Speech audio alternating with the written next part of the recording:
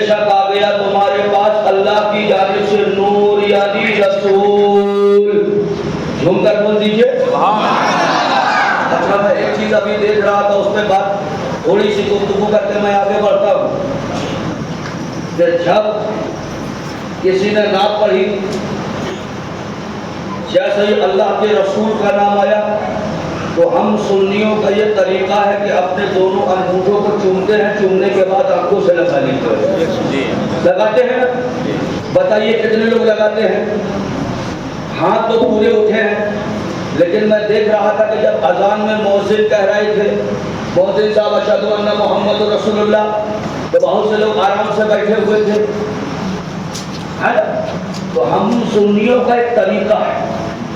دوسرے لوگ کہتے ہیں یار سنی کیا ہے, سنی دیوانہ ہو گیا ہے.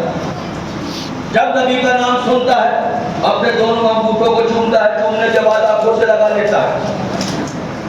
کیا ضرورت ہے, کیا فائدہ ہے؟ نبی کا نام آیا, آنکھوں کو انگوٹھوں کو چوما, چومنے کے بعد آنکھوں سے لگا لیا. کبھی ہم نے سوچا کہ ہمارا اس میں فائدہ کیا ہے, بینیفٹ کیا ہے, ہمارا پروفٹ کیا ہے؟ نبی کا نام آیا, چوما, چومنے کے بعد آنکھوں سے لگا لیا. کیا فائدہ ہے ہمارا, کیا بینیفٹ ہے ہمارا؟ اور آخر یہ شروع کہاں سے ہو گیا, یہ شروع کہاں سے ہو گیا؟ نبی کا نام آیا, چومنے کے بعد انگوٹھوں کو چوما, آنکھوں سے لگا لیا. آخر ہمارا اس کا فائدہ کیا ہے, یہ شروع کہاں سے ہو گیا؟ تو آؤ پردہ پلٹ دو, مت سمجھو کہ ہم گملہ میں بیٹھے ہیں, سمجھیے مدینہ المنورہ میں بیٹھے ہوئے ہیں. بخاری شریف کی حدیث ہے, میرے نبی جلوہ فرما ہے.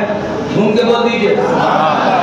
میرے نبی جلوہ فرما ہے, میرے نبی کے دیوانے, میرے نبی کے مستانے, میرے نبی کے صحابہ, میرے نبی کے جانشار, میرے نبی کو چاروں طرف سے گھیرے ہوئے ہیں. بیچ میں میرا نبی جلوہ فرما ہے, چاروں طرف میرے نبی کے دیوانے ہیں, بیچ میں میرا نبی ہے. چاروں طرف میرے نبی کے چاہنے والے ہیں, بیچ میں میرا نبی ہے. چاروں طرف میرے نبی کے دیوانے ہیں, بیچ میں میرا نبی ہے. چاروں طرف نبی کے صحابہ ہیں, بیچ میں میرا نبی ہے. کہنے والا کہتا ہے قسم خدا کی یہ منظر ایسا لگتا تھا, ایسا لگتا تھا کہ جیسے ستاروں کی جھلمٹ میں چودھویں کا چاند ہو رہا ہے. ارے جھوم کے بول دیجیے سبحان اللہ. خدا میں لگا کے بول ایسا معلوم ہوتا تھا کہ ستاروں کی جھلمٹ میں چودھویں کا چاند جگمگا رہا ہے. چاروں طرف میرے نبی کے صحابہ ہیں, بیچ میں میرا نبی جلوہ فرما ہے. میرے نبی صحابہ کو نصیحت فرما رہے, صحابہ کو نصیحت فرما رہے. اسی وقت اچانک میرے نبی نے فرمایا, اے بلال دیکھتا نہیں عصر کا وقت ہو گیا, کھڑے ہو جاؤ اذان کہو. حضرت بلال کھڑے ہو گئے. اللہ اکبر, اللہ اکبر.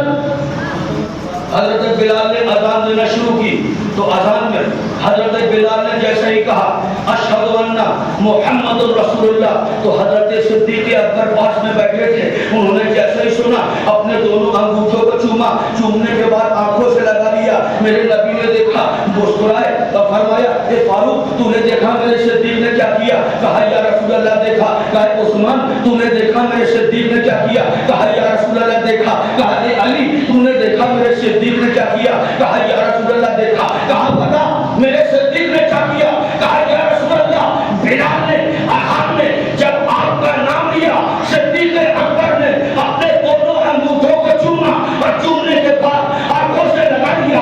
اتنا سننا تھا میرے نبی نے اپنے دونوں ہاتھ آسمان کی طرف اٹھا کر فرمایا اے جنت کے فرشتوں گواہ ہو جاؤ, آج سے لے کر قیامت تک جو بھی میرے نام کو سننے کے بعد اس طرح چومے گا اور آنکھوں سے لگائے گا, کل قیامت کے دن وہ جہاں بھی بھٹک رہا ہوگا میں محمد اس کا ہاتھ پکڑ کر اس کو جنت کی آنگن لے جاؤں گا.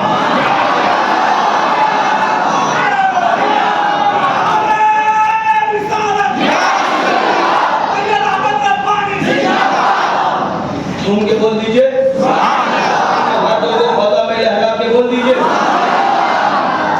تو مجھے کہنے دیا جائے جس نبی کی نام کا یہ عالم، جس نبی کے نام کا یہ عالم، اس نبی کی ذات کا عالم کیا ہو گیا؟ ہم نبی کے بہت چرچے کرتے ہیں، جس نبی کے نام کا یہ عالم، اس نبی کی ذات کا عالم کیا ہوگا؟ ایک چیز اور لے لیجئے، آپ کا نام محمد ابراہیم ربانی، ٹھیک؟ آپ کا نام محمد شمشیر قادری، آپ کا نام محمد صاحب ربانی، ناموں کے شروع میں محمد کی، ناموں کے شروع میں محمد کیوں؟ ارے اللہ لگا لو، اللہ نے 1,24,000 یا 2,24,000 کم و بیش نبی اور رسول کو اس دھرتی پہ ہماری ہدایت کے لیے بھیجا۔ آدم لگا لو، شیش لگا لو، نوح لگا لو، زکریا لگا لو، ابراہیم لگا لو، اسماعیل لگا لو، یونس لگا لو، اسحاق لگا لو، عیسیٰ لگا، موسیٰ لگا، محمد ہی کیوں؟ ناموں کے شروع میں محمد کیوں؟ کیا فائدہ ہے ناموں کے شروع میں محمد لگانے کا؟ اور یاد رکھیں میرے بچے، میرے بھائی، کل اگر کسی کو اپنا نام بتائے کیا نام ہے، بولیے محمد سرور عالم، محمد صاحب ربانی، خبردار ایم ڈی مت کہنا۔ یہاں بہت زیادہ چلن ہے، کیا نام ہے؟ M D Hanif. نام محمد کی توہین مت کرو، پورا نام بولو محمد، اس کے فیض سے محروم نہ ہو۔ تو کیا فائدہ ہے ناموں کے شروع میں محمد لگانے کا؟ آخر بینیفٹ کیا ہے ہمیں؟ کیا فائدہ ہے، کیا لابھ ہے شروع میں نام محمد لگانے کا؟ روایت میں آیا ہے قیامت کا دن ہوگا، نفسی نفسی کا حال، نہ بیٹا باپ کا، نہ باپ بیٹے کا، نہ بیوی شوہر کی، نہ شوہر بیوی کا۔ قیامت کا دن وہ دن ہے 70,000 سال کے برابر کا ایک دن ہوگا۔ یہ سورج جو زمین سے کروڑ میل اوپر، لیکن جب مئی جون کی گرمی میں تپش بھیگتا ہے، اب اپنا ننگا پیر زمین پر نہیں رکھتے۔ حدیث میں آیا ہے سورج الٹا ہے، الٹا، آپ کا منہ اوپر ہے، یہ نیچے کا تلا ہے جو اتنی گرمی بھیجتا ہے۔ قیامت کی دن یہی سورج سروں پر آ جائے گا، سورنے سے پر ہوگا۔ حدیث پاک میں آتا ہے کہ اس وقت سورج کا منہ سیدھا کر دیا جائے گا، آگ کا منہ نیچے، انسان گرمی، ساروں پہ سورج، زمین تانبے کی طرح جلتی ہوگی، انسان کا بدن ابھرتا ہوگا، اتنا پسینہ بہے گا، اتنا پسینہ بہے گا کہ پسینہ بہتے بہتے زمین میں جذب ہوتے ہوتے زمین بھر جائے گی، اور انسان اپنے اپنے پسینے سے اپنی اپنی گردن کا ڈوبا ہوگا، اور چلا کر کہے گا اے پروردگار، دینا ہے تو ہم کو دوزخ دے دے، لیکن یہاں سے نکالنے پروردگار برداشت نہیں ہوگا۔ یہ قیامت کا منظر ہے۔ کبھی انسان مسلمان اگر صرف قیامت کو پڑھ لی، ساری حرکتیں بھول جائے گا، نماز روزے میں لگ جائے گا، اللہ کو منانے میں لگ جائے گا۔ قیامت کے دن نفسی کا عالم، سورج سوانے سے پر انسان اپنے اپنے پسینے سے اپنی گردن تک ڈوبا ہوا، تو جیسے ہی قیامت کا دن میدان محشر قائم ہوگا، میرا نبی خدا کی بارگاہ میں سجدہ کرے گا، کیونکہ وہ دیجئے سبحان اللہ، سب سے پہلے میرا نبی خدا کی بارگاہ میں سجدہ کرے گا اور جیسے ہی سر کو اٹھائے گا تو آواز آئے گی اے محمد آپ جنت کے اندر داخل ہو جائیے. جھوم کے بول دو سبحان اللہ. آواز آئے گی اے محمد آپ جنت کے اندر داخل ہو جائیے. تو اب جس کا نام محمد ہے, جس کے نام کے ساتھ محمد ہے, جس کا نام محمد ہے, جس کے نام کے ساتھ محمد ہے, وہ سب کے سب جنت کی طرف جانے لگیں گے, جنت کی طرف بڑھنے لگیں گے. تو جنت کا داروغہ روک لے گا, کہے گا کہاں جاتے ہو؟ کہیں گے اعلان ہوا ہے یہ محمد آپ جنت میں داخل ہو جائیے. ہمارا نام بھی محمد ہے, ہمارے نام کے ساتھ بھی محمد ہے, ہمارا نام بھی محمد ہے, ہمارے نام کے ساتھ بھی محمد ہے. تو جنت کا داروغہ خدا سے عرض کرے گا ایک پروردگار یہ اعلان تو تو نے اپنے حبیب کے لیے کروایا ہے, لیکن یہ جتنے محمد نام والے ہیں سب جنت میں جانا چاہتے ہیں. تو پروردگار فرمائے گا اے داروغہ جنت ان کو روکو مت, میں نے اپنے حبیب کے نام کے صدقے میں ان تمام محمد نام والوں کو رسول. ارے گھوم کے بول دیجئے سبحان اللہ. ہاتھوں کو فضا میں لہرا کریں. تو مجھے کہنے دیا جائے جس نبی کے نام کا ہی عالم اس نبی کی ذات کا عالم. ارے جھوم کے بولو سبحان اللہ. جس نبی کے نام کا ہی عالم اس نبی کی ذات کا عالم کیا ہوتا ہے؟ کیسا نبی؟ دونوں ہاتھوں کو فضا میں لہرا کے بول دیجیے اللہ نے انسان کی ہدایت کے لیے, رہنمائی کے لیے کتنے نبی و رسول بھیجے؟ کتنے بھیجے؟ 1,24,000 کتنے بھیجے؟ 1,24,000 کم و بیش 1,24,000 یا 2,24,000 کم و بیش نبی و رسول کو اللہ نے اس دھرتی پہ ہماری ہدایت کے لیے بھیجا. تو آج دنیا کا یہ حال ہے کہ وہ چمتکار کو نمسکار کرتے ہیں. کلیئر بول رہا ہوں کہ نہیں؟ میں صحیح بول رہا ہوں؟ آج دنیا کا حال یہ ہے کہ چمتکار کو نمسکار.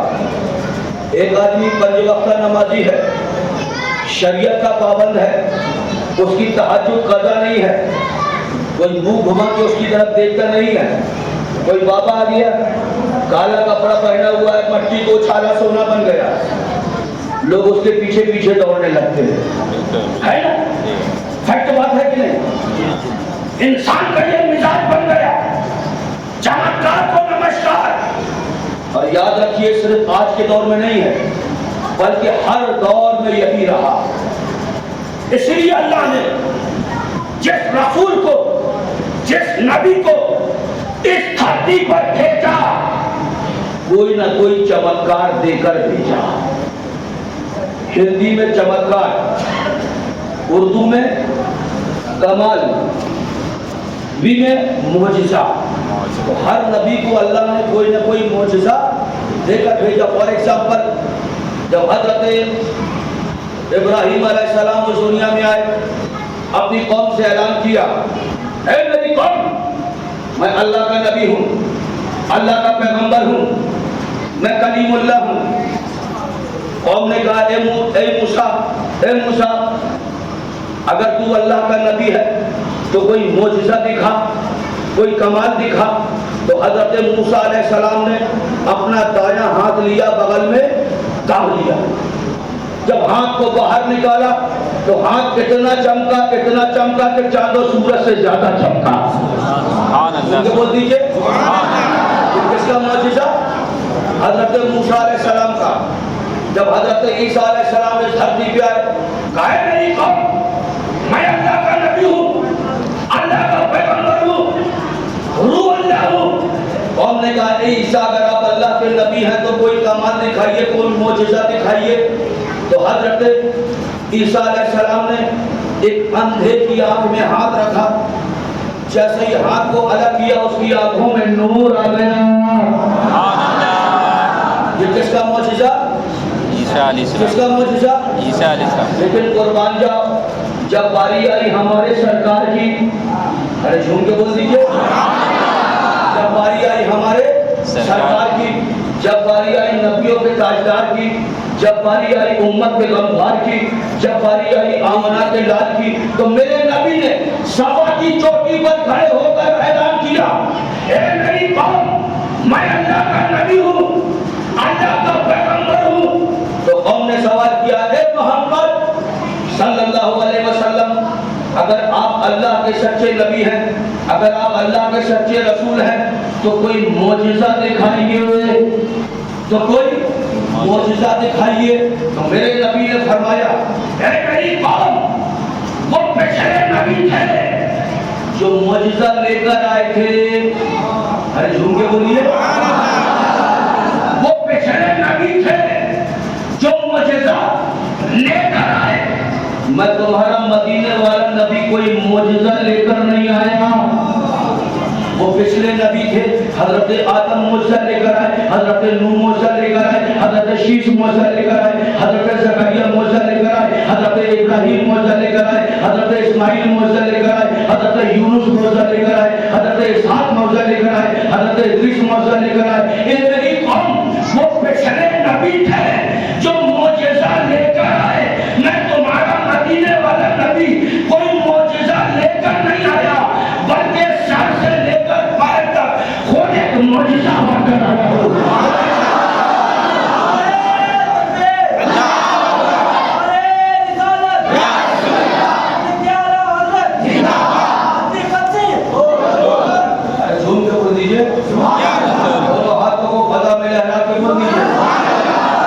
مجھے کہنے دیا جائے کہ جب میرا نبی سر سے لے کر پیر تک معجزہ، جب میرا نبی یہاں دیکھیے، وہاں مت دیکھیے، آواز پوری آئے گی، جب میرا نبی سر سے لے کر پیر تک مکمل معجزہ، تو مجھے کہنے دیا جائے میرے نبی کا کھانا معجزہ، کیا بات ہے، میرے نبی کا پینا معجزہ، میرے نبی کا مسکرانا معجزہ، میرے نبی کا اٹھنا معجزہ، میرے نبی کا بیٹھنا معجزہ، میرے نبی کا چلنا معجزہ، میرے نبی کا حضرت صدیق کو مصلی پر کھڑا کرنا معجزہ، میرے نبی کا حضرت علی کو اپنے بستر پر سلانا معجزہ، میرے نبی کا حضرت عائشہ سے نکاح کرنا معجزہ۔ ارے مل کر کہہ دو، میرے نبی کا زمین پر چلنا معجزہ اور کہکشاں سے گزرنا معجزہ۔ ان کے بول دیجیے سبحان اللہ، دونوں ہاتھوں کو فضا میں لہرا کے قد جاءکم من اللہ نور۔ اب کچھ ٹاپک پہ بات ہو جائے، ٹھیک ہے، ہو جائے جی۔ میں نے جس آیت پاک کو تلاوت کرنے کا شرف حاصل کیا، ابھی صرف نبی دکھا رہا تھا کہ میرا نبی، ہم تو نعرے بہت لگاتے ہیں، سمجھو بھی تو ہمارا نبی کیا نبی ہے۔ اللہ قرآن میں ارشاد فرماتا ہے، قد جاءکم من اللہ نور، بے شک آ گیا تمہارے پاس اللہ کی جانب سے نور، یعنی رسول۔ جھوم کے بولیے، نور یعنی رسول، نور یعنی رسول، نور یعنی رسول۔ بے شک آ گیا تمہارے پاس اللہ کی جانب سے نور یعنی رسول۔ اب ایک چیز بولتا چلو، آپ لوگوں نے بہت سنا ہوگا فلاں مسجد میں میلاد، آج میلاد کی محفل ہے نا، یہ اس محفل کا نام کیا ہے؟ جلسہ میلاد النبی، ہے نا؟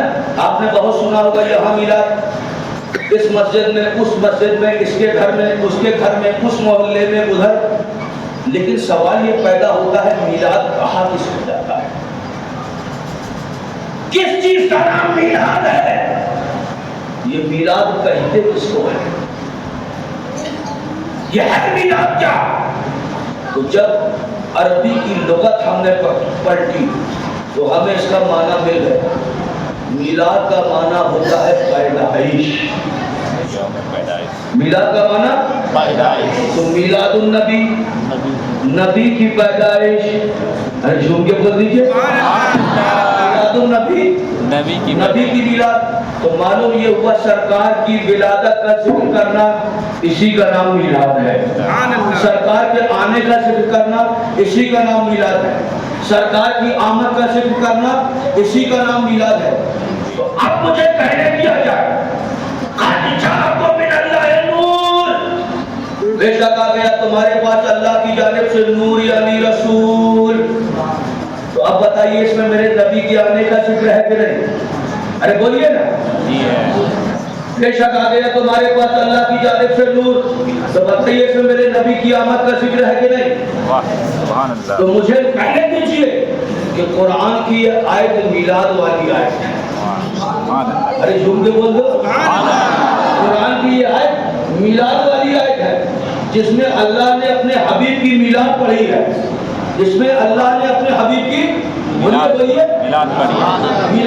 ہے.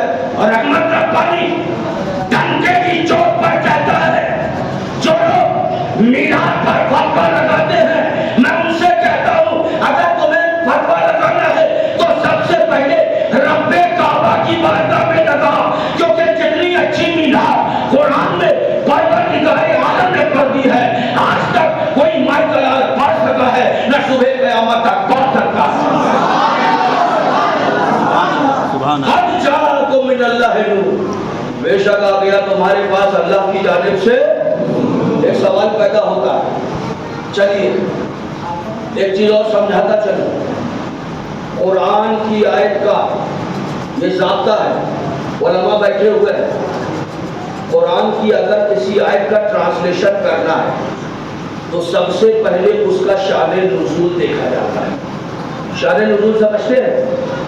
کون کون سمجھتا ہے؟ اپنے ہاتھ اٹھائے. نہیں سمجھتے ہے نا. شان نزول یعنی اللہ نے اس آیت کو جب نازل کیا اس وقت ماحول کیسا تھا، حالات کیسے تھے، اس حساب سے اس کا ٹرانسلیشن کیا جائے گا. بات آ گئی سمجھ میں؟ اسی کو کہا جاتا ہے شان نزول. جیسے جو بدو والی آیت ہے 24 نمبر انہیں اٹھا کے قبر میں فٹ کر دی ہے نا، یہ غلط بالکل. شان نزول دیکھو، یہی قرآن کا ترجمہ کرنے کا طریقہ ہے کہ جس وقت اللہ نے قرآن کی اس آیت کو نازل کیا اس وقت ماحول کیسا تھا، حالات کیسے تھے، کیا پرابلم تھی، کس موقع پر اللہ نے اس آیت کو نازل کیا، اسی حساب سے اس کا ٹرانسلیشن کیا جائے. ٹھیک. تو اب یہ میلاد والی آیت قد جاءکم من اللہ نور جس میں اللہ نے نبی کی میلاد پڑھی ہے. آؤ اس کا شان نزول کھوجیں، اس کا شان نزول دیکھیں تاکہ آسانی سے اس کا ترجمہ کیا جا سکے، آسانی سے اس کا ترجمہ کیا جا سکے. ہم نے اتہاس کے پنوں کو کھنگالا، تاریخ کے اوراق پڑھتے ہمیں اس کا شان نزول مل گیا. جھوم کے بول دیجئے دونوں ہاتھوں کو فضا میں لہرا کے بول دیجئے شان نزول مل گیا. کیا ملا؟ ایک ایک لفظ پہ غور کیجئے گا ہے نا. میرا نبی اپنی عمر کے 60ویں سال میں، کتنے سال میں؟ 60ویں سال، اپنے آخری حج کے لیے اپنے 1,24,000 صحابہ کے ساتھ مکے کے اندر داخل ہوئے. ارے جھوم کے بول دیجیے میرا نبی اپنی عمر کے 60ویں سال میں، کتنے سال میں؟ 60ویں سال میں اپنے آخری حج کے لیے 1,24,000 صحابہ کے ساتھ مکے کے اندر ارے بولیے مکے کے اندر کاہے کے لیے؟ حج کے لیے. کاہے کے لیے؟ حج کے لیے. ارے بولیے نا کاہے کے لیے؟ کاہے کے لیے؟ میرا نبی اپنے 1,24,000 صحابہ کے ساتھ مکے کے اندر داخل ہوئے، کاہے کے لیے؟ حج کرنے۔ جیسے ہی اندر گھسے، مکے کے اندر داخل ہوئے، جبریل آئے، قد جاءکم من اللہ نور۔ جیسے ہی داخل ہوئے، قد جاءکم من اللہ نور، میرے نبی کی میلاد پڑھی، فوراً سوال ہوا، اے پروردگار، میرا نبی تو حج کرنے جا رہا ہے، کوئی ایسی آیت پاک و نازل ہونا چاہیے تھی جس میں عظمت طواف کعبہ بتائی جاتی، کوئی ایسی آیت پاک و نازل ہونا چاہیے تھا جس میں آب زمزم کی پاکیزگی بتائی جاتی، کوئی ایسی آیت پاک و نازل ہونا چاہیے تھا جس میں مقام ابراہیم کی فضیلت بتائی جاتی۔ اے پروردگار، یہ کون سا موقع تھا؟ نبی حج کرنے جا رہے، یہاں نبی کی میلاد پڑھنے کی کیا ضرورت؟ تو جواب ملا، اس موقع پر اللہ نے میلاد کی آیت کو نازل کر کے اپنے بندوں کو یہ مثال دے دیا کہ اے میرے بندو، جب جب تم حج کرنے جاؤ پہلے میرے نبی کی میلاد پڑھ لینا۔ ارے تم کے بول دیجئے سبحان اللہ، ہاتھوں کو فضا میں لہرائیں۔ اگر میلاد پڑھ کر حج کرنے جاؤ گے، تمہارا حج مقبول کر لیا جائے گا، تمہارا حج قبول کر لیا جائے گا۔ جھوم کے بول دو۔ اب ایک سوال ہوتا ہے، کہنے والا کہتا ہے، ارے بھائی جی میلاد ثواب کا کام ہے نا، میلاد ثواب ہے کہ نہیں؟ میلاد پڑھنا ثواب ہے؟ کیا ضرورت ہے اتنے لوگوں کو تکلیف دینے؟ کوئی بھوکا ہے، کوئی پیاسا ہے، کوئی بستر چھوڑ کر آئے، کوئی نیند قربان کر کے آئے، ٹھیک ہے، میلاد ثواب کا کام، گھر میں بیٹھ جاؤ، اپنے پریوار کو اکٹھا کر لو، میلاد پڑھ لو، ثواب مل جائے گا، ثواب ملے گا کہ نہیں؟ ارے بولیے، ملے گا۔ کیا ضرورت ہے ہزاروں کو پریشان کرنے کی، اسٹیج بنانے کی، ہزاروں کو اکٹھا کرنے کی؟ کیا ضرورت ہے؟ ارے میلاد ہے، ثواب کا کام ہے، گھر میں بیٹھ جاؤ، ہے نا، پریوار کو اکٹھا کر لو، میلاد پڑھ لو، ثواب مل جائے گا کہ نہیں؟ ملے گا کہ نہیں؟ بولیے، ملے گا۔ کیا ضرورت ہے ہزاروں کو پریشان کرنے کی؟ تو ہم نے کہا سنو، اگر اللہ چاہتا تو اس میلاد کی آیت کو اس وقت بھی نازل کر سکتا تھا جب صدیق ہوتے، عمر ہوتے، عثمان ہوتے، علی ہوتے، 4 یار ہوتے، ان کے بیچ میں بھی اللہ اس میلاد کی آیت کو نازل کر سکتا تھا، لیکن اللہ نے وہاں نازل نہیں کی۔ کہاں نازل کی؟ جہاں 1,24,000 رسول پاک کے چاہنے والے صحابہ تھے، یعنی اللہ نے مثال دے دیا، اے میرے بندو، جب جب میرے نبی کی میلاد پڑھنا، پہلے ہزاروں کو اکٹھا کر لینا، اس کے بعد میرے نبی کی میلاد پڑھنا، پہلے ہزاروں کو اکٹھا کر لینا، اس کے بعد میرے نبی کی میلاد پڑھنا۔ اور جھوم کے بول دیجئے سبحان اللہ، بولو، ہاتھوں کو فضا میں لہرا کے بول دیجئے سبحان اللہ۔ اور آگے چلو، میلاد، ٹھیک، میلاد کو اگر آج کے معنی میں کنورٹ کریں تو جنم دن، یہ ہوا نا؟ کیا ہوا؟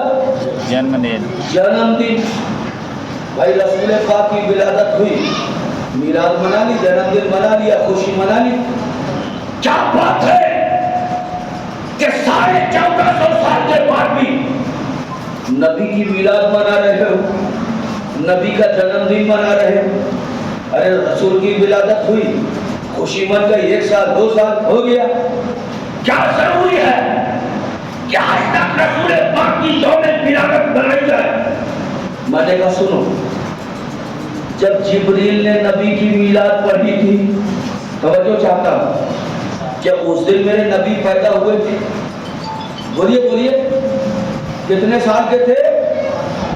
ارے بھول گئے، اس لیے بولے تھے ایک لفظ کو یاد رکھیے، کتنے سال کے تھے؟ کتنے سال کے تھے؟ کتنے سال کے تھے؟ تو مجھے کہنے دیا جائے، جب جبریل 60 سال کے بعد میرے نبی کی میلاد پڑھ سکتے ہیں، تو ہم رسول اللہ کے غلام 7000 سال کے بعد بھی اپنے نبی کی میلاد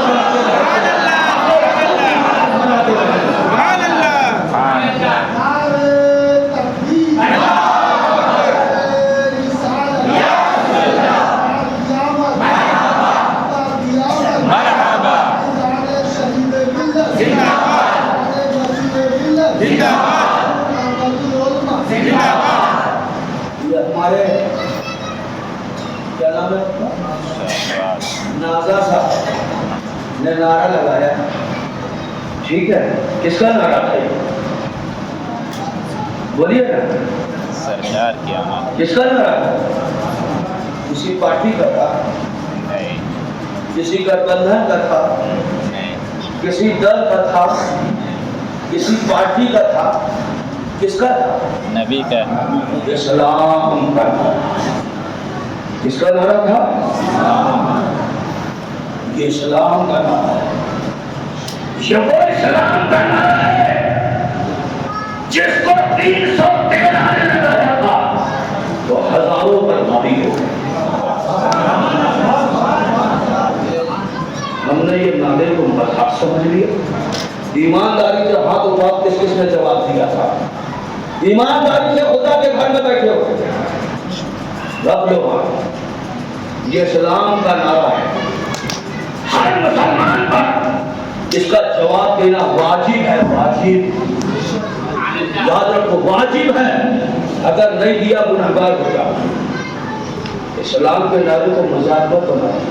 میں نے ایک جگہ جلوس میں دیکھا، نعرے تکبیر اللہ اکبر، نعرے تکبیر اللہ اکبر، نعرے تکبیر اللہ اکبر، دیکھا میں نے اپنی آنکھوں سے۔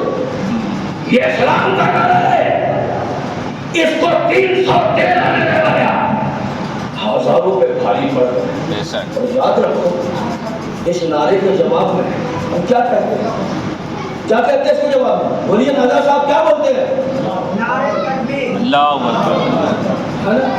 اللہ اکبر، اللہ سب سے بڑا ہے، جھوم کے بول دو ہم اللہ کی وحدانیت کا اقرار کرتے ہیں، ہم اللہ کی کبریائی کا اعلان کرتے ہیں۔ یاد رکھو اس نعرے کے جواب میں ہم دنیا کے کسی ودھایک کا ذکر نہیں کرتے، سانسد کا ذکر نہیں کرتے، پرائم منسٹر کا ذکر نہیں کرتے، کسی راشٹرپتی کا ذکر نہیں کرتے، دنیا کے کسی راجے مہاراجے کا ذکر نہیں کرتے، بلکہ للکار کر کہتے ہیں اللہ سب سے بڑا ہے، اللہ اکبر، اللہ سب سے بڑا ہے، اللہ اکبر، اللہ سب سے بڑا ہے، اللہ سب سے بڑا ہے، اللہ سب سے بڑا ہے۔ ایک وشو ہندو پریشد ہم تم سے ڈرے کیوں؟ اللہ سب سے بڑا ہے۔ ARSS ہم تم سے ڈرے کیوں؟ اللہ سب سے بڑا ہے۔ بجرنگ دل ہم تم سے ڈرے کیوں؟ اللہ سب سے بڑا ہے۔ وشو ہندو پریشد ہم تم سے ڈرے کیوں؟ اللہ سب سے بڑا ہے۔ یہ امریکہ ہم تم سے ڈرے کیوں؟ اللہ سب سے بڑا ہے۔ تو آؤ اسلام کے نعرے کا جواب ہم اس انداز سے دیں کہ کفر کی وادیوں کے اندر زلزلہ آ جائے۔ لگائیے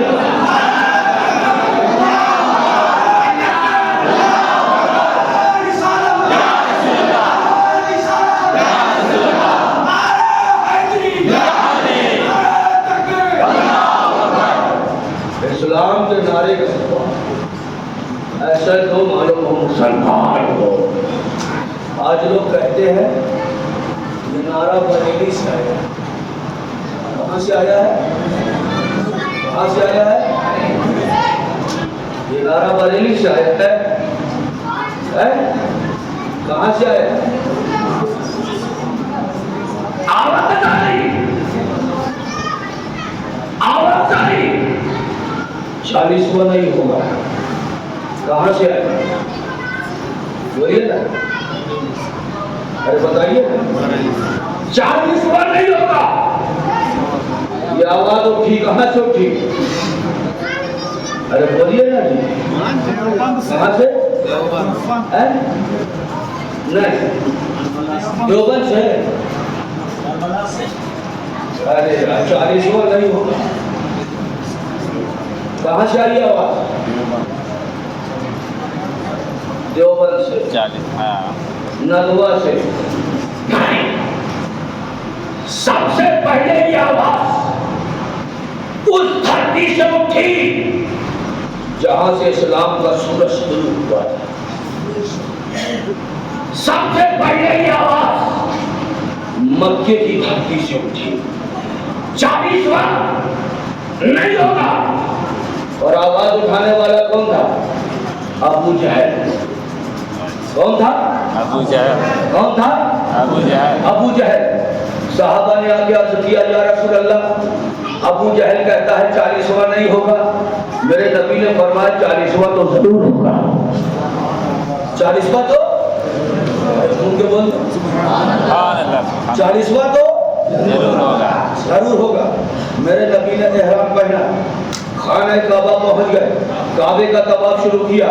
لبیک اللہم لبیک لبیک لا شریک لک لبیک ان الحمد والنعمت لک والملک لا شریک لک لبیک اللہم لبیک. میرے نبی نے طواف کیا. طواف کرنے کے بعد اپنے دونوں ہاتھوں کو اٹھایا خدا کی بارگاہ میں اور فرمایا, اے پروردگار, اسلام کو عزت دینے کے لیے, اسلام کو عظمت دینے کے لیے عمر ابن خطاب کو یا عمر ابن حشام کو دامن اسلام میں دے دیا جائے.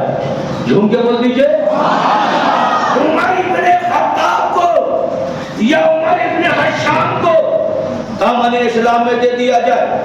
رسول پاک نے دعا ختم کی, اپنے حجرے میں واپس آ گئے. صبح کا وقت ہے.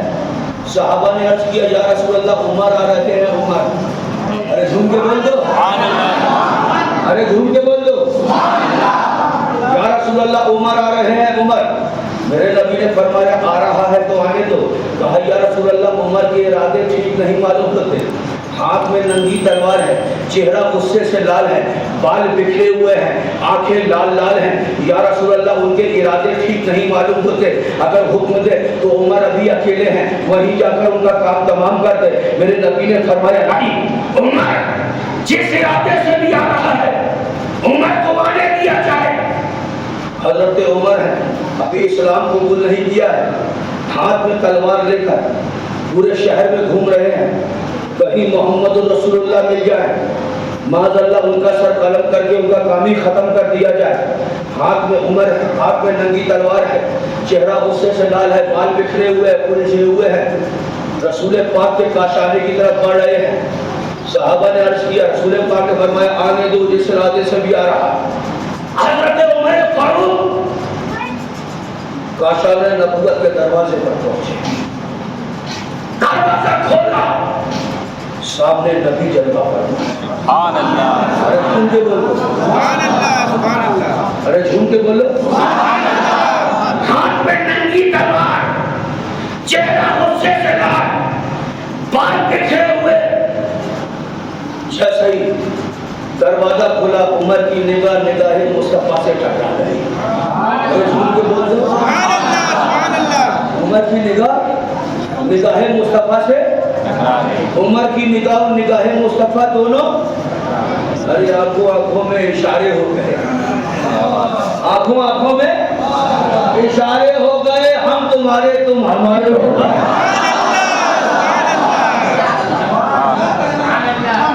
آنکھوں آنکھوں میں اشارے ہو گئے, ہم تمہارے تم ہمارے ہو گئے.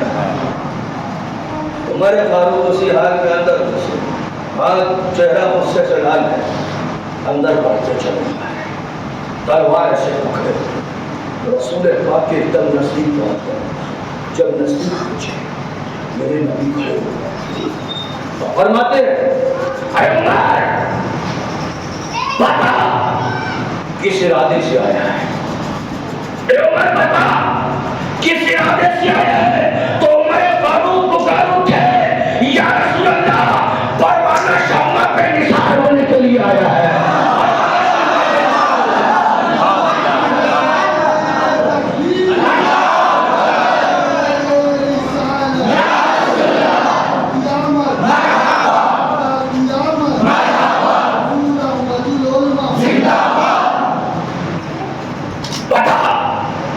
کس ارادے سے آیا ہے. کہا یا رسول اللہ پروانہ شمع پہ نثار ہونے کے لیے آیا ہے. میرے نبی نے فرمایا پڑھ اشہد ان لا الہ الا اللہ واشہد ان محمدا عبدہ ورسولہ. تو جیسے ہی عمر فاروق نے کلمہ پڑھا تو جتنے صحابہ وہاں موجود تھے سب نے باہر نکل کر نعرے تکبیر بلند کیا ہے. تو مجھے کہنے دیا جائے سب سے پہلے یہ نعرہ حضرت عمر فاروق کے ایمان لانے کی خوشی میں مکے میں صحابہ اکرام نے بلند کیا تھا. ٹھیک, اور جیسے ہی عمر فاروق ایمان لے آئے میرے نبی نے فرمایا صحابہ خوش ہو جاؤ 40واں ہو گیا. ارے جھوم کے بول دو 40واں ہو گیا. ابو جہل کہتا تھا نہیں ہوگا، ہو گیا. کہا یا رسول اللہ کیسے؟ کہا ابھی تک 39 مسلمان تھے، عمر ایمان لے آئے 40واں مسلمان ہو گیا.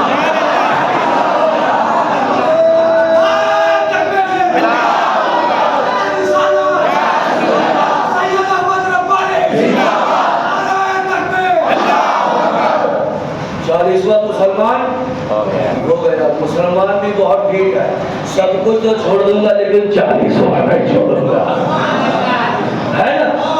جتنے فتوے لگے مسلمان بھی قسم کھا کے تو بیٹھا کہ میں بھی 40واں نہیں چھوڑوں گا، ہے نا. تو سب سے پہلے یہ نعرہ بریلی سے نہیں آیا، بلکہ سب سے پہلے صحابہ اکرام نے حضرت عمر فاروق کے ایمان لانے کی خوشی میں مکے کی دھرتی میں لگایا. تو یہ نعرہ بریلی سے نہیں آیا، بلکہ بریلی والے نے ہمیں یاد دلایا ہے. جن چیزوں کو ہم بھول گئے، جنہیں ہم نے فراموش کر دیا تھا، جنہیں ہم نے نیگلیکٹ کر دیا تھا، بریلی والے نے وہ چیزیں ہمیں یاد دلائی. سن کے بول دیجیے یہاں پہ کم ہے. ہزاروں کو اکٹھا کرنے کی ضرورت کیا ہے؟ ٹھیک، اپنے گھر میں میلاد پڑھ لو. ٹھیک، ایک کوشچن کروں. آج میلاد النبی کا دن تھا، ہم رسول پاک کے چاہنے والے ہیں نا. بڑے بڑے جھنڈے اپنے اپنے گھروں میں لگائے. بچوں لگائے کہ نہیں؟ لگائے کہ نہیں؟ لگا ہوا. جلوس نکالا. کچھ لوگوں کو بہت گرا گزرا ہوگا. آپ لوگ کے یہاں کہا جاتا ہے، کیا بولتے ہیں؟ بولیے نا، ڈرنے کی کوئی بات نہیں. کیا بولتے ہیں؟ ارے بولیے نا جی. کیا نمبر دیتے ہیں؟ 24 نہیں نا بولتے ہیں. برا بھاشا کیا بولتے ہیں؟ کیا بولتے ہیں؟ 20. ہمارے خاندان میں 24 نہیں ہوتے، 00. یہاں بھی 0، وہاں بھی 0. ٹھیک ہے، لوگ کوشش کرتے ہیں. ٹھیک، کیا چل رہا ہے؟ رسول کی میلاد ہے. اتنے بڑے جھنڈے پرچم اپنے گھروں پہ لگاتے ہو. ارے یہی پیسہ اٹھا کے مدرسے میں بچوں کو نہیں دے سکتے؟ یہ کوشچن ہوتا ہے. بچوں کا فائدہ ہو جاتا ہے، کپڑے بن جاتے ہیں. یہ جلوس نبی کی شان میں نکالتے ہو، ہزاروں لاکھوں روپے پھونک دیتے ہو. یہی پیسے سے تم کسی غریب بیوہ کی بیٹی کی شادی نہیں کروا سکتے. کوشچن ہوتے کیا ضرورت ہے گھروں میں پرچم لگانے کی، محلوں میں پرچم لگانے کی، چوراہوں میں پرچم لگانے کی؟ کیا ضرورت ہے جلوس محمدی نکالنے کی؟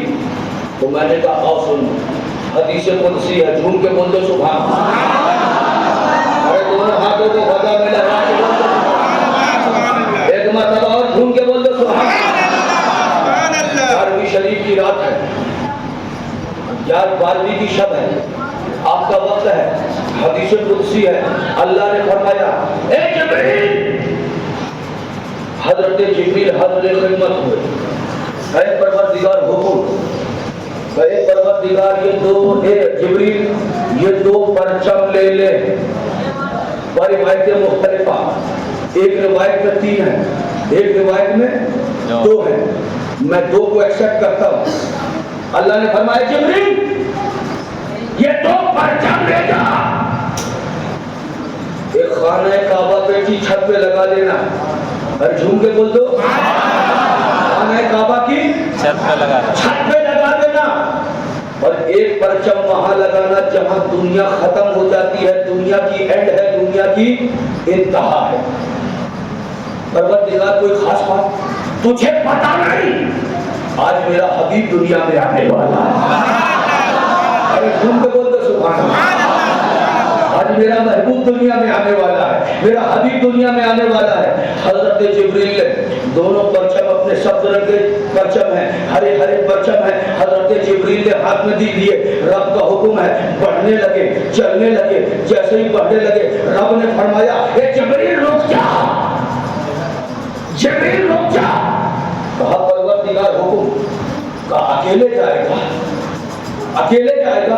कहा परवरदिगार फिर, कहा अपने साथ 70,000 फरिश्तों की फौज ले जा। अरे झूम के बोल दीजिए सुभान अल्लाह। अपने साथ 70,000 फरिश्तों की फौज ले जा, ताकि मेरे बंदों को पता चल जाए कि जब मेरे हबीब की विलादत करते हो तो हजारों का जुलूस निकाला जाता है।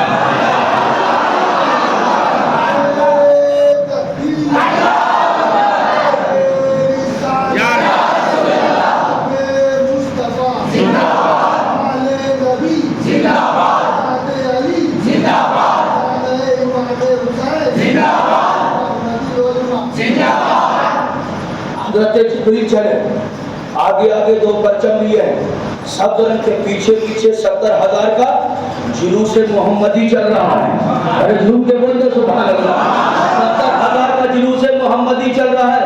हज़रत जिब्रील आए, हज़रत जिब्रील आए, एक झंडा खाने काबा की छत पर लगाया, एक जगह एक झंडा जहां दुनिया खत्म हो जाती है वहां लगाया। तो मुझे कहने दिया जाए कि जब मेरे नबी की विलादत पर जिब्रील काबे की छत पर झंडा लगा सकते हैं तो हम मुसलमान अपने घरों में झंडा क्यों नहीं लगा सकते?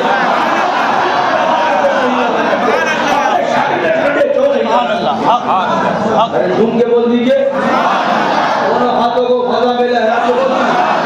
मालूम ये हुआ कि नबी की विलादत में अपने घरों में झंडा लगाना और जुलूस निकालने का हुक्म देना परवरदिगार की सुन्नत है, और झंडे लगाना जिब्रील की सुन्नत है।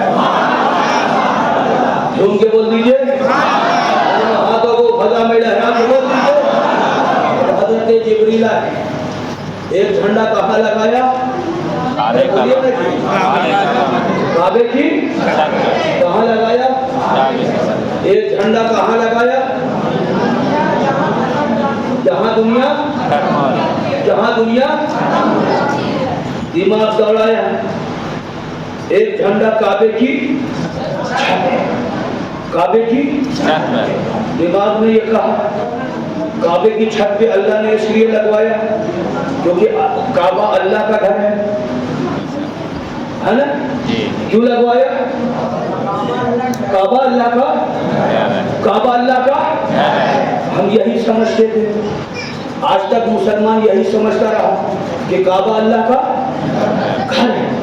लेकिन आज जब 1400 साल के बाद साइंस ने तरक्की की तो साइंस ने कहा, वैज्ञानिकों ने कहा, ए मुसलमानों, काबा सिर्फ अल्लाह का घर नहीं बल्कि दुनिया का सेंटर पॉइंट है, दुनिया का सेंटर पॉइंट है, दुनिया का बीचों बीच का हिस्सा है।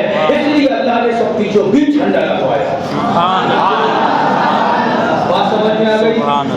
अब आगे चलिए, एक झंडा अल्लाह ने कहाँ लगवाया? काबे की छत पर। दूसरा, जहां दुनिया खत्म हो जाती है, जहां दुनिया की एंड है, इंतहा है, जिसके आगे दुनिया ही नहीं है, एंड खत्म। सवाल हुआ अल्लाह दिमाग परेशान वहां लगाने की क्या जरूरत थी? बैतुल मुक़द्दस समझ में आता है, काबा समझ में आता है, लेकिन जहाँ दुनिया खत्म होती है वहाँ क्यों झंडा लगवाया? है ना? अब बात समझिए, ठीक समझेंगे? जी जी समझेंगे? कितने लोग समझेंगे? अपने हाथ को उठाए, रख लीजिए। हम हिंदुस्तानी मुसलमान, झूम के बोल दो हमें गर्व है कि हिंदुस्तान हमारा वतन है, किसी के बाप का नहीं है बल्कि हमारा हिंदुस्तान है। झूम के बोल दो किसका हिंदुस्तान? हमारा हिंदुस्तान। ठीक, जब इंडिपेंडेंस डे आता है जी जिसे स्वतंत्र दिवस कहते हैं और क्या बोलते हैं, रिपब्लिक डे भी कहा जाता है, हम लोग शान से अपने चौराहे पर तिरंगा झंडा लहराते हैं। कोई हमें रोक सकता है? नहीं। कोई रोक सकता है? किसी की हिम्मत? आजकल तो ये चल गया है, तो जितना लेकर चाहे उतना बड़ा देशभक्त है ना? गलत बोल रहा हूँ, सही बोल रहा है ना? 15 अगस्त का दिन हमने शान से हिंदुस्तान का झंडा लहराया, कोई ने मना करने की हिम्मत नहीं। हमारा वतन है, हमारा झंडा है। अब ये झंडा लिए हम हिंदुस्तान में, सारे हिंदुस्तान में टहलते रहे, कोई कुछ बोलेगा नहीं। लेकिन जैसे ही हम वाघा बॉर्डर पहुंचे, पाकिस्तान की बॉर्डर पहुंचे, जैसे ही हमने गेट से एंट्री करना चाहिए तो पाकिस्तानी अधिकारी ने रोक दिया, रुक जाओ। हमने कहा क्यों भाई, ये देखिए हमारे पास टिकट है। बोला नहीं, तुम अंदर नहीं जा सकते। मैंने कहा देखिए वीजा भी है। नहीं, अंदर नहीं जा सकते। हमने कहा विदेश मंत्रालय का पर्सनल लेटर भी है। कहा नहीं, तुम बॉर्डर क्रॉस नहीं कर सकते। हमने कहा क्यों, जब टिकट भी है, वीजा भी है, विदेश मंत्रालय का पर्सनल ऑर्डर भी है, फिर क्यों? तो उसने कहा ये जो झंडा अपने हाथ में लिए हो, इस झंडे को पहले झुकाओ। तवज्जो चाहता हूं, इस झंडे को पहले झुकाओ। हमने कहा क्यों भाई, हमारे देश का झंडा है। कहा जिस देश का झंडा है वो अपनी ही हद तक लहराया जा सकता है। तवज्जो चाहता हूं, अपनी ही बॉर्डर तक लहराया जा सकता है, उसके आगे लहराया नहीं जा सकता। अगर तुम्हें अंदर जाना है, इस झंडे को पहले झुकाओ। जब हमने झंडे को झुका दिया, मोड़ लिया, जेब में रख लिया, कहा चलो अब चले जाओ। ठीक, तो मालूम ये हुआ कि हर कंट्री का, हर देश का अपना एक एक झंडा होता है। समझ लीजिए, हर मुल्क का एक अपना राष्ट्रीय ध्वज है, राष्ट्रीय झंडा है। वो वहीं तक सर उठाकर चलता है, वहीं तक लहराया जा सकता है जहां उसकी हुकूमत है, उसके आगे नहीं। किसी का झंडा यहाँ वहां दूसरे देश में नहीं, वहीं तक चल सकता है जहां तक हुकूमत। अब बात समझ में आ गई कि अल्लाह ने दुनिया की छोर पर क्यों लगवाया, दुनिया की एंड पर झंडा क्यों लगवाया। इसलिए लगवाया ताकि दुनिया जान ले आज जो मक्के में पैदा हुआ, ये इसकी हुकूमत सिर्फ मक्के में नहीं, सिर्फ मदीने में नहीं, बल्कि जहां जहां तक दुनिया है वहां वहां तक उसकी हुकूमत है।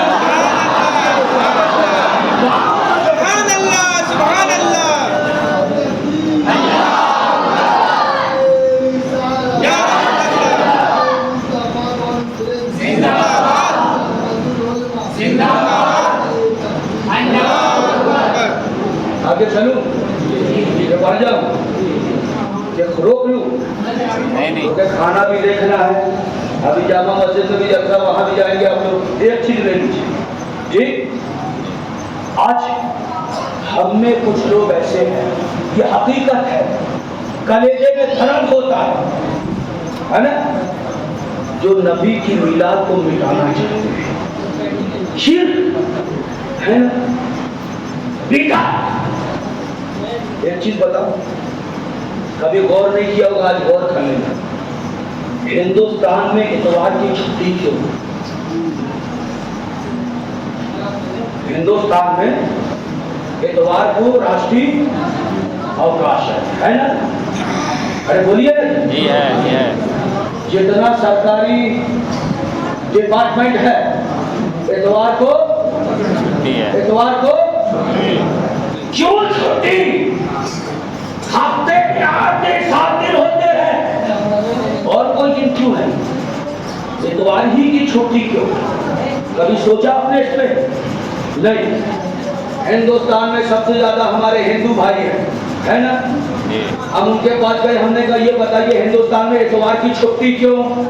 کیا آپ کے دھرم میں، آپ کے مذہب میں اتوار کا دن بہت اہم ہے کیا؟ انہوں نے کہا نہ نہ نہ نہ نہ نہ، ہمارے یہاں تو منگلوار کو سب سے شبھ مانتے ہیں، اتوار کو تو ہمارے یہاں کہا جاتا ہے اس کے اوپر شنی چڑھی ہوئی ہے، یعنی شنیچر اس کے اوپر چڑھا ہوا، ہم تو اشبھ مانتے ہیں۔ اس کے بعد نمبر 2 پہ کتنا کون ہے؟ مسلمان۔ جی ہم نے مسلمان سے پوچھا آپ کون نمبر پہ؟ انڈیا کے اندر آپ کی آبادی، آپ بتائیے کہ آپ کے دھرم میں اتوار کا دن بہت اہمیت رکھتا ہے جو اس کا راشٹری اوکاش ہے، پوری چھٹی ہے؟ انہوں نے کہا نہیں، ہمارے یہاں تو جمعے کو سب سے افضل والا مانا جاتا ہے، عید المومنین کہا جاتا ہے نا؟ پھر ہم سکھوں کے پاس گئے، ہم نے کہا آپ بتائیے آپ کے دھرم میں کیا اتوار کو بہت اچھا مانا جاتا ہے؟ کہا نہیں مولانا صاحب، ہمارے یہاں تو بدھوار کو بہت ریسپیکٹ سے۔ ہم نے کہا پھر ہندوستان میں اتوار کی چھٹی کیوں؟ جب کسی دھرم کے اندر اس کی کوئی اہمیت نہیں تو پھر اتوار راشٹری اوکاش کیوں؟ تو جب ہم نے اتہاس کے پنوں کو کھنگالا تو ہمیں کہنا پڑا کہ اگرچہ ہمیں انگریزوں سے آزاد ہوئے 76 سال ہو گئے، لیکن آج بھی ہم انگریز کی پالیسیوں کے غلام بنے ہوئے ہیں۔ یہ جو اتوار کی چھٹی یہاں انگریز چھوڑ کر گیا ہے۔ کون چھوڑ کر گیا ہے؟ ہم بہت شان سے بولتے ہیں ہم آزاد ہو گئے، آزاد ہو گئے، آزاد ہو گئے، آزاد ہو گئے۔ 76 سال کے بعد بھی ہندوستان کا ناظرین، ذمہ داری سے بول رہا ہوں، انگریزوں کا غلام، پالیسیوں کا غلام بنا ہوا ہے۔ ہم انگریز کے پاس گئے، ہم نے کہا اے انگریز یہ بتا ہفتے میں 7 دن ہوتے ہیں، تو نے اتوار کی چھٹی ہی کیوں رکھی؟ کیوں چھوڑ کے آیا اتوار کی چھٹی؟ انگریز سے اتوار کے اندر ہے کیا؟ سنڈے کے اندر ہے کیا؟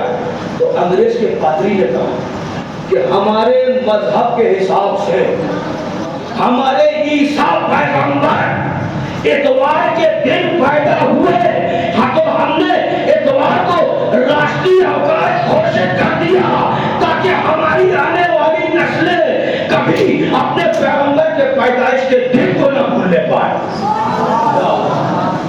یہ دوسری قومیں ہیں مسلمان، کبھی کلیجے پہ ہاتھ رکھ کر سوچیں، اپنے پیغمبر کی ولادت کا دن یاد رکھنے کے لیے راشٹری اوقات، اور ہم نے شرک بدعت، شرک بدعت، یہ کوئی مسلمان؟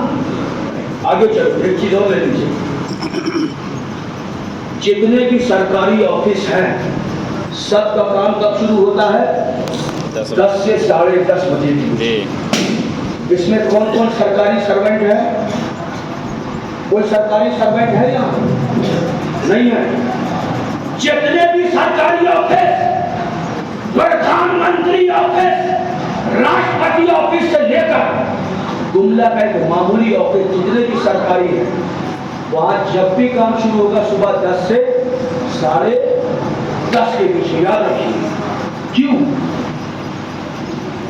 8 بجے بھی تو ہو سکتا ہے، 9 بجے بھی ہو سکتا ہے، 11 بجے بھی ہو سکتا ہے، یہ 10 سے 10:30 کے بیچ میں کیوں کام شروع ہوتا ہے؟ جب ہم نے تحقیق کی تو پتا چلا یہ بھی انگریز چھوڑ کر گیا ہے۔ کون چھوڑ کر گیا ہے؟ کون چھوڑ کر گیا ہے؟ کون چھوڑ کر گیا ہے؟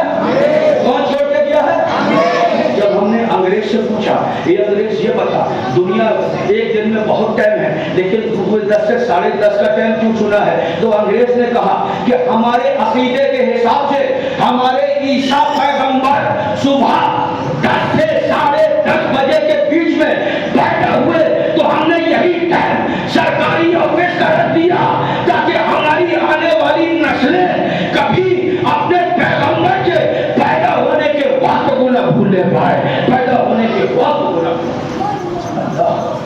دیکھو مسلمانوں، یہ دوسری قوم ہے جو اپنے نبی کی ولادت کو، میلاد کو اس طرح منا دیا، لیکن ایک بات بولو، سن سکو گے؟ بولو پہلے جھوم کے سنو۔